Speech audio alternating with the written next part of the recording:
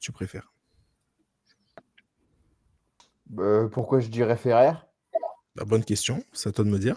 Ah non, Pourquoi bah tu dis là? Joe Tsonga, forcément. Pourquoi tu préfères? Mais non, mais je sais pas, il faut des Non, non, bah Joe Tsonga, parce que d'une, c'est un Français.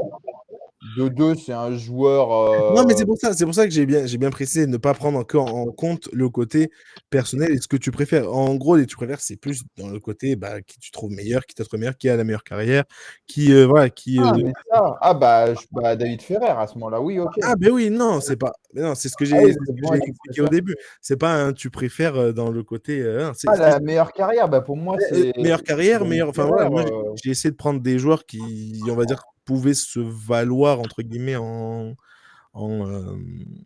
Oui, non, mais j'ai compris, ok, d'accord. vas-y, du Mais coup. ouais, non, non, la meilleure carrière, c'est un peu compliqué parce que. Ouais, mais sinon, c'est pas le but. Je vais pas te dire: «Oh, beh, c'est qui Oui, la non, meilleure j'ai compris. carrière, Mais Clara parce que Clara Tsonga Burel a ou» eu ses périodes et il a eu ses hauts et c'était des très hauts, notamment des finales à l'Open d'Australie. Mmh.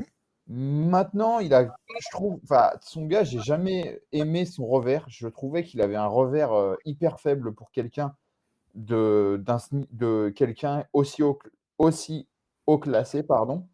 Donc je trouvais qu'il était un peu, il y avait un problème dans son revers. Je le trouvais pas, voilà. Ferrer, lui, c'est un peu alors pas le Wawrinka parce que Wawrinka on va dire, trouvé la solution, mais Ferrer, c'est un peu le mec, l'éternel deuxième, quoi. Il a fait des finales à Roland-Garros, il a fait des finales, il a eu une carrière, mais alors superbe, hein. Mais le problème, c'est que le mec, on l'oubliera aux oubliettes parce qu'il a jamais rien gagné malheureusement et il est tombé sur les 3 fantastiques. Ah, ils sont 4 fantastiques, pardon, donc les trois fous et voilà. Maintenant, je trouve que sur la durée, Ferrer a eu une plus belle carrière que Tsonga. Mmh.